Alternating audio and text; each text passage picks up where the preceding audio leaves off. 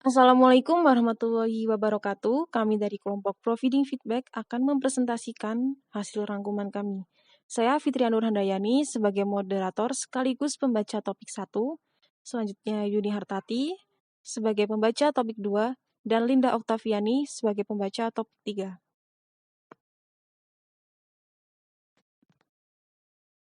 About providing feedback. The purpose of giving feedback is to improve the situation or the person's performance. Jadi tujuan pemberian umpan balik adalah untuk memperbaiki situasi atau kinerja orang tersebut. Jadi Anda tidak akan mencapainya dengan bersikap kasar. Atau dengan kata lain tidak akan mendapatkan umpan balik ketika Anda bersikap kasar, kritis, atau ofensif. Jadi Anda mungkin akan mendapatkan lebih banyak atau mendapatkan umpan balik dari orang-orang ketika pendekatan Anda positif dan fokus pada peningkatan. Oke, sekarang ke topik 1, feedback for formative assessment. Seperti yang kalian lihat dalam PPT. Jadi yang pertama itu, umpan balik harus berkaitan dengan tujuan pembelajaran untuk memastikan bahwa pembelajaran siswa berlangsung semaksimal mungkin. Seperti yang dikatakan Hattie and Timperley 2007, tujuan utama umpan balik adalah untuk mengurangi kesenjangan antara pemahaman saat ini dan kinerja dan tujuan. Jadi maksudnya ketika kita berkomunikasi dengan baik, nah itu akan mengurangi kesenjangan antara pemahaman dan kerja kita ketika kita memberikan informasi itu dengan baik dan lugas. So, peserta didik dapat menetapkan tujuan belajar mereka sendiri dengan bantuan umpan balik guru ketika tujuan pembelajaran adalah tujuan jangka panjang.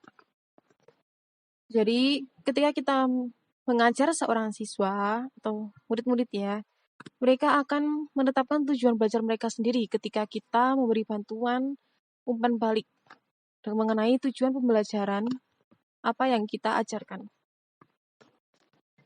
Namun, umpan balik itu lebih efektif bila ada tantangan bagi pelajar yang terlibat. Jadi diselingi dengan tantangan-tantangan atau kuis.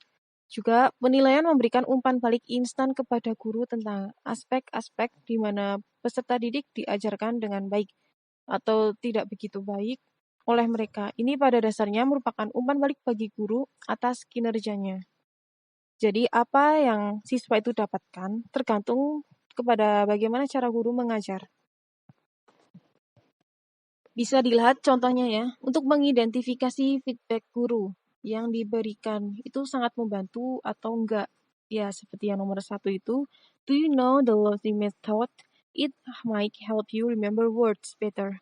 Jadi itu apa yang disampaikan guru itu metodenya itu membantu kamu mengingat kosakata atau enggak. Jadi bisa dicentang helpful atau unhelpful. Dan seterusnya bisa dicoba. Feedback types atau bisa kita sebut juga jenis umpan balik adalah seperti yang telah kita lihat di topik sebelumnya. Umpan balik guru yang efektif harus mendukung pembelajaran siswa daripada hanya menilai hasil belajar mereka.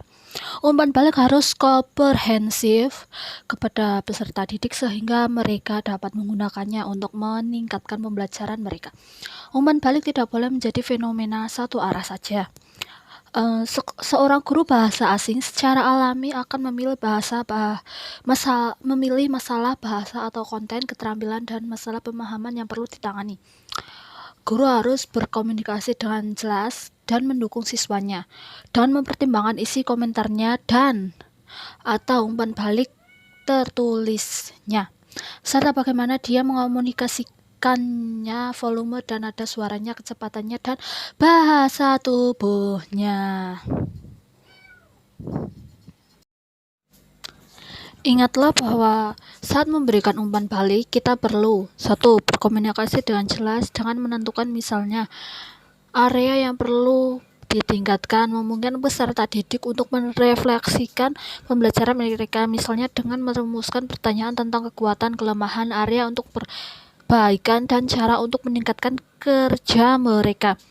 Konferensi adalah metode yang mencakup penilaian diri dan penilaian guru. Konferensi dapat digunakan untuk meninjau karya dalam penilaian portofolio, tetapi juga dapat digunakan untuk mendiskusikan tugas belajar bahasa lainnya di sekolah. Guru membuat janji dengan satu atau kadang-kadang kelompok siswa untuk membicarakan topik tertentu. Ini bisa tentang karya terbaru apa yang mungkin ditambahkan ke portofolio atau tentang bagaimana sekelompok pelajar mengalami kemajuan dengan sebuah proyek. Konferensi memungkinkan pelajar untuk mengomunikasikan masalah, permintaan bantuan, atau perasaan bangga kepada guru. Lempar umpan balik atau rubrik. Menggunakan melembar umpan balik adalah cara yang efisien untuk mengumpulkan dan mendistribusikan umpan balik kepada peserta didik. Lembar umpan balik membantu peserta didik merenungkan dan mendiskusikan pembelajaran mereka. Secara umum ada 3 bagian lembar umpan balik. 1. Deskripsi tingkat kinerja. 2. Komentar individu. 3. Nilai atau opsional.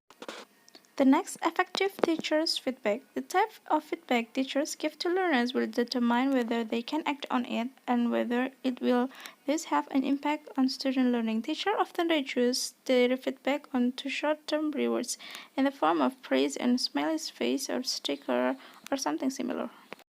Jenis feedback yang guru berikan akan menentukan tindakan murid atau dampak pada pembelajaran murid.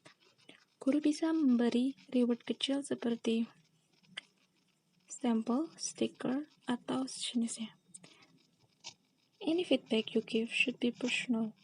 Naturally, feedback can also be given to groups or pairs, but this should be in addition to and not a substitute for personal feedback. Setiap feedback yang guru berikan harus bersifat pribadi. Feedback bisa juga dalam kelompok atau berpasangan, tetapi itu tidak seampuh feedback secara personal atau pribadi. Feedback should be specific to be helpful to learners.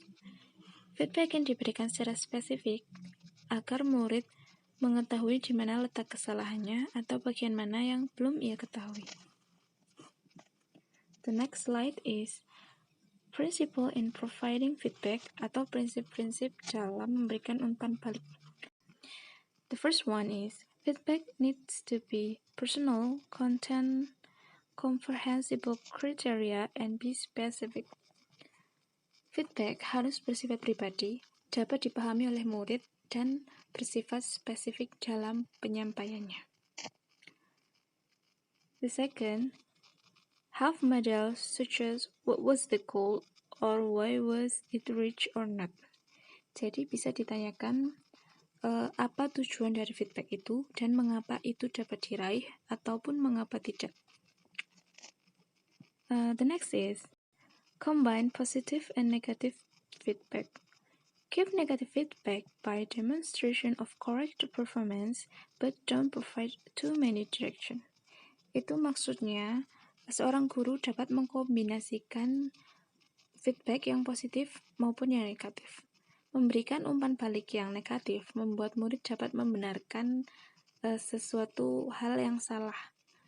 Akan tetapi jangan terlalu memberikan banyak arahan. Itu akan buruk bagi murid kita. The next is give feedback to the whole class, balancing what they did well and where they need to improve.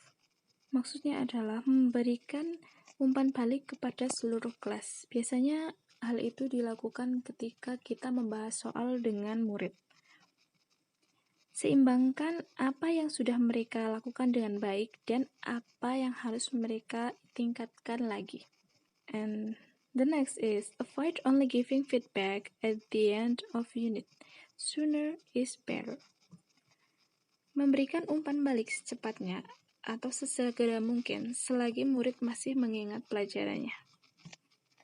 And the last but not least, learner should respond to teachers' feedback such as do they agree?